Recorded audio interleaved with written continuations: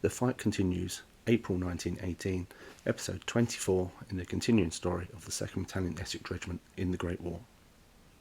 Following the fighting on the 28th of March 1918, the 2nd Battalion Essex Regiment was a shadow of its former self.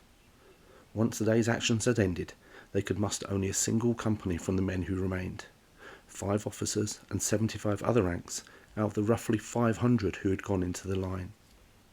For the next few days, what was left of the battalion was referred to as a composite company. Reinforcements and officers and men gradually brought it back towards battalion strength. 2 officers who rejoined in early April were Captain J.G.H. Kennefick, who we see here on the left of the screen, and 2nd Lieutenant Gladden, both who returned from leave that had been granted just before the German attack of the 28th of March. Also rejoining the battalion was Major Aldworth, who we see here on the right of the screen. The late March fighting had been defensive on behalf of the British Army due to the German Kaiserschlag, the Kaiser's Battle, the major German effort to win the war on the Western Front before German forces could be fully deployed. These attacks continued through April and into the early summer, prompting the frequent redeployment of British battalions in response to German pressure. By mid-April, the 12th Brigade was sent into the line to relieve the 10th Brigade, both part of the 4th Division, in the area of Belvedere, and that's in the red square here. The companies took up positions along the canal bank once more, with further reinforcements feeding in, including some on the 18th of April. Also serving in this area at the time was a name that might be familiar to some, and that was C.S. Lewis, who's the author of the Chronicles of Narnia, who was at the time an officer in the Somerset Light Infantry.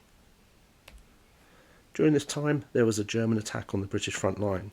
While the 2nd Essex were shelled, they escaped the worst of it. Another battalion from their brigade, the King's Own Royal Regiment, bore the brunt, and during the fighting some of their men's position was overrun, with the men being reported missing. However, soon after this, the same battalion was tasked with attacking the village of Ruz de Vinage, which we see in the centre of this picture, at 9 p.m. in the evening. And their attack did gain the eastern part of the village, but by then they were down to just 100 men, and so the 2nd Essex was sent in to relieve them. Now, village fighting was unfamiliar territory for many, and the situation was described as not clear. By morning, they discovered the village was in fact still full of Germans, and the regimental history by Burroughs recounts the following event. At dawn the next morning, the 19th, wrote an officer, a Hun was seen walking down the village street whistling. He passed by one of our posts and he was collected. Then an officer with a little white flag, with one of our men who had been captured, also walked down the street, so we collected them. This caused Major Aldworth, who commanded B Company, to investigate the condition of affairs in the village, and it was found to be full of Germans. Now aware of the situation, the battalion launched an attack, leading to brutal hand-to-hand fighting amongst the ruins, with German troops sheltering in the cellars. The Essex men succeeded in retaking the village, but at a heavy price. Captain Kennefick, 2nd Lieutenant Gladden, 2nd Lieutenant Hayhurst, and 2nd Lieutenant Standerwick were all killed, with 2nd Lieutenant Story reported missing.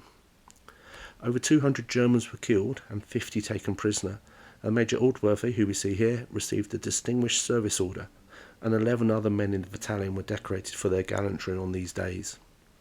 The regimental history even notes that during the fighting, it was so close hand-to-hand combat that Aldworth made lively use of his fists.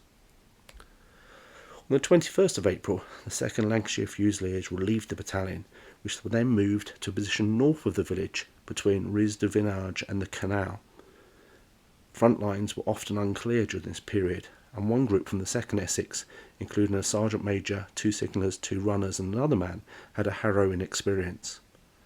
As they moved forward to link up with the 2nd Lancashire Fusiliers, the following event occurred. All of a sudden, wrote one of them, we were met with a hail of machine guns. About 6 of us dropped flat on our faces, the rest retired. We squeezed into a ditch by the road, lying in 6 inches of water until dawn. We saw Germans about 10 feet away. At daybreak, they called on us to surrender after tossing a couple of bombs. We knew it was all over. The German officer treated us fairly, and said, in broken English, that they were being relieved by the Prussian Fusiliers, and that we'd be taken to their headquarters. That evening, with our wounded runner on a makeshift stretcher, we were marched off. but in the confusion the German officer led us into a British outpost held by the 2nd Essex. He was taken prisoner and we were liberated. On the 24th of April the battalion was actually relieved completely and moved to billets further back. However, during this relief, Captain J. Tomlinson was wounded, and 2nd Lieutenant Nunnery, who had been awarded the Military Cross, was reported missing. Now, in these days, because of the casualties the battalion had taken, it kept receiving reinforcements. So, for an example, on this day, the 24th of April, the following group of officer reinforcements arrived: Lieutenants Lake, Eastwood, 2nd Lieutenants Freeman, Chinnery, Ward, Breed, Nash, Smee, Lane, Day, Blythe, Parker, Barrett, Cooper Brown, that's a hyphenated name, and Corn. Now, my research indicates that 2nd Lieutenant Smee may have been promoted from the ranks, and I think he may have actually served with the 10th Battalion Essex Regiment prior to being commissioned. The battalion then entered a period of reorganisation and rest, and the War Diary gives casualty figures for the period of the 16th of April to the 24th of April as 43 other ranks killed, 115 wounded, 36 missing, 42 sent to the field ambulance, and 2 died of wounds.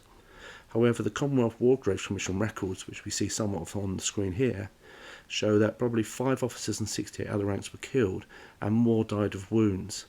Many have no known grave, particularly those from the fighting in the village, and are commemorated on the Lose or Loss Memorial, though some are buried in Gonyndon British Cemetery and the nearby village plots. One of those buried in Gonyndon British Cemetery is Captain J.G.H. Kennefick, and we see the picture again of him here on the left, who was from Auburn, County Tipperary, and his brother, Captain Edward Hamilton Kennefick, had also been killed during the war, being killed on the 8th of July 1916 while serving with the 9th Battalion. He had, however, also spent time with the 2nd Essex. Another casualty was Private Albert Kettle, and he was killed in the fighting on the 17th of April, and like the Kenneficks, his brother, who had also been killed, and his brother was killed on the 9th of April 1917 while serving with the 2nd Essex. One name on this list that isn't linked to the fighting around Ris de Venage is Private John Trowry. We can see a little red block around his details there. He had actually been captured during the fighting of the 28th of March and died as a prisoner of war. Now, April ended with further reinforcements joining the battalion. 2nd Lieutenants Hurd, Chettleborough, Hopkins, Sorrell, May, Sutherland and Harford. 2nd Lieutenant Sutherland had already been awarded the military medal, which indicate that he'd served as a non-commissioned officer or other rank before receiving his commission. But the battalion was to have some final casualties, as on the 29th of April, 2nd Lieutenants Corn and Barrett and one other rank were killed, and in the case of the 2 officers, that meant they'd been with the battalion only 5 days. I hope these videos help commemorate the service of the 2nd Essex Regiment. Their legacy lives on in the Essex Regiment Museum, which is part of the Chelmsford Museum, we can see here on this picture. Among the artefacts they hold is a captured bugle from Ris de Venage. It was probably used by German troops to signal or rally, because they didn't have radios at the time, but it may have been ceremonial, and the bugle has been engraved, captured by the 2nd Essex Regiment, Pompadours, 2/4/1918, Ris de Venage. Now, it's unlikely, there's something not quite right here, because the battalion wasn't near the village on the 2nd of April, so the date was likely meant to be the 20th, 21st or 22nd, perhaps an engraving error, and I'm indebted to Karen Dennis, whose picture this is, from a book she's written about the 2nd Battalion Essex Regiment. You'll remember Major Aldworth, who had only just rejoined the battalion before the fighting. Just a reminder, he received the DSO, the Distinguished Service Order, for his leadership during this brutal period. The battles of March and April 1918 were part of the German Spring Offensive, an attempt to break Allied lines and win the war before the full impact of the arrival of American combat troops at the front.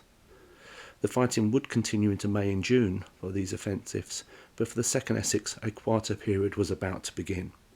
So in the next episode, we'll pick the battalion up in the summer of 1918 as the British go from the defence to the offence.